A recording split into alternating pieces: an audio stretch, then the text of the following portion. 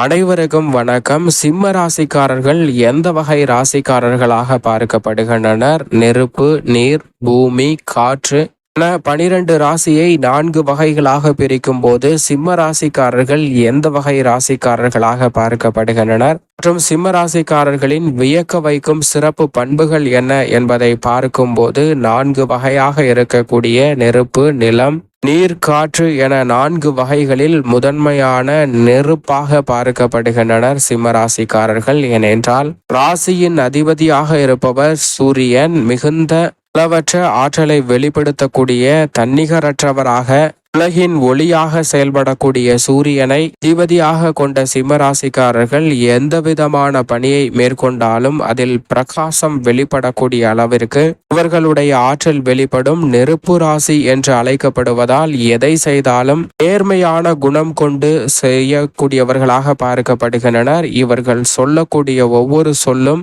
சுடும் என்று சொல்லக்கூடிய அளவிற்கு அவ்வளவு ஆற்றல் பெற்றதாக இருக்கும். எனவே தவறு என்று தெரிந்துவிட்டால் சிம்ம ராசிக்காரர்கள் கையில் மாட்டினால் அவ்வளவுதான்.